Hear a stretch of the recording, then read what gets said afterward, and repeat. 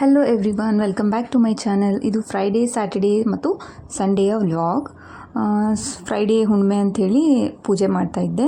ಬೆಳಗ್ಗೆ ಬೇಗ ಎದ್ದು ಪೂಜೆ ಎಲ್ಲ ಮಾಡಿಕೊಂಡು ರಿಯಾ ಬಟ್ಟೆ ತುಂಬ ಕಿತ್ತಾಡ್ಬಿಟ್ಟಿದ್ಲು. ಹಾಗಾಗಿ ಕ್ಲೀನ್ ಮಾಡ್ಕೊಳ್ಳೋಣ ಅಂಥೇಳಿ ಎಲ್ಲ ಬಟ್ಟೆ ತೆಗ್ದಿಡ್ತಾಯಿದ್ದೆ. ಮಮ್ಮಿ ಊರಿಗೆ ಬಂದಾಗ ಮಮ್ಮಿನೇ ಕ್ಲೀನ್ ಮಾಡಿಕೊಡ್ತಾಯಿದ್ರು. ಇವ್ರು ಹೋದ್ಮೇಲೆ ನಾನೇ ಮಾಡ್ಕೊಳ್ಬೇಕಲ್ವ. ಇಲ್ಲಿ ನೋಡಿ ಅವಳ ಬಟ್ಟೆ ಎಷ್ಟಿದೆ ಅಂದರೆ ಇಡೀ ಒಂದು 4 ವರ್ಷ ಹಾಕ್ಕೊಂಡ್ರೂ ಸಾಕಾಗಲ್ಲ ಅನಿಸುತ್ತೆ. ಟ್ಯಾಗ್ ಕೂಡ ಬಿಚ್ಚಿಲ್ಲ, ಅಷ್ಟೊಂದು ಡ್ರೆಸ್ನ ಹಾಗೆ ಇಟ್ಟಿದ್ದಾಳೆ. ಮತ್ತು ಈಗ ಒಂದು ವೀಕ್ ಫುಲ್ ಅವಳಿಗೆ ಯೂನಿಫಾರ್ಮೇ ಆಗಿರೋದ್ರಿಂದ ಈ ಬಟ್ಟೆ ಅಂತೂ ಎಲ್ಲೂ ಅವಳಿಗೆ ಯೂಸ್ ಆಗ್ತಾಯಿಲ್ಲ. ಮತ್ತು ಇಲ್ಲಿ ನಮ್ಮ ಕಡೆ ಸೆಕೆ ಜಾಸ್ತಿ ಇರೋದ್ರಿಂದ ಅವಳು ಈ ಥರ ಬಟ್ಟೆನೂ ಯೂಸ್ ಮಾಡ್ತಾಯಿಲ್ಲ, ಕ್ಯಾಶುವಲ್ ವೇರಲ್ಲೇ ಇರ್ತಾಳೆ. ಸೊ ಹಾಗಾಗಿ ಇವು ಎಲ್ಲ ಹಾಗೆ ಉಳಿದ್ಬಿಟ್ಟಿದೆ ಬಟ್ಟೆ. ನಮ್ಮ ರೂಮ್ ಕೂಡ ಸ್ವಲ್ಪ ಕ್ಲೀನ್ ಮಾಡ್ಕೋತಾ ಇದ್ದೀನಿ. ಈ ಬುದ್ಧ ಸ್ಟ್ಯಾಚ್ಯೂನ ನನಗೆ ಒಂದು 3-4 ಜನ ಕೇಳಿದ್ದೀರಿ ಎಲ್ಲಿಂದ ತಂದ್ರಿ ಅಂತೇಳಿ.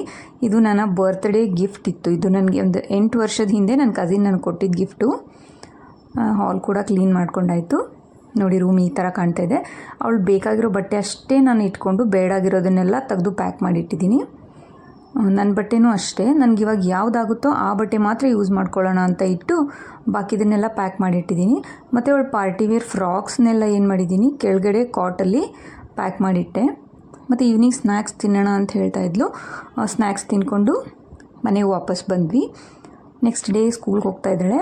ಸ್ಯಾಟರ್ಡೇ ಅನಿಸುತ್ತೆ, ಸ್ಯಾಟರ್ಡೇ ಇದು ಹೌದು. ಸ್ಯಾಟರ್ಡೇ ಕೂಡ ಫುಲ್ ಡೇ ಅಂತ ಹೇಳಿದರು ಸ್ಕೂಲಲ್ಲಿ.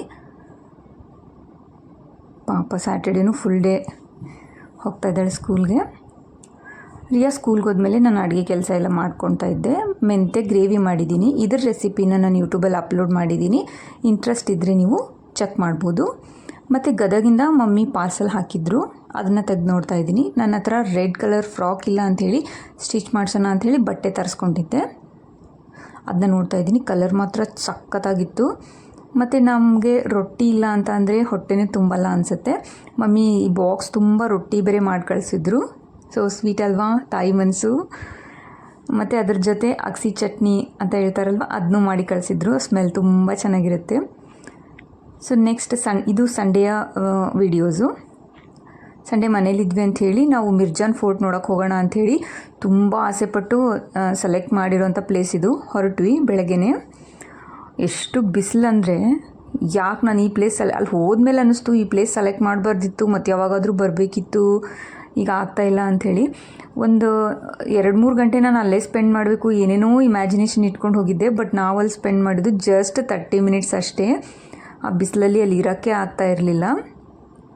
ಸೀಸನ್ ನೋಡಿಕೊಂಡು ಮತ್ತು ಟೈಮಿಂಗ್ಸ್ನ ನೋಡಿಕೊಂಡು ಸೆಟ್ ಮಾಡ್ಕೊಂಡು ಹೋದರೆ ಎಂಜಾಯ್ ಮಾಡ್ಬೋದು ಅಂತ ಅನ್ನಿಸ್ತು.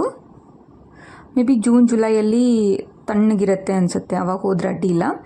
ಸೊ ಆನ್ ದ ವೇ ಬರ್ತಾ ಮಧ್ಯಾಹ್ನ ಊಟ ಮುಗಿಸ್ಕೊಂಡು ಮನೆಗೆ ವಾಪಸ್ ಆದ್ವಿ.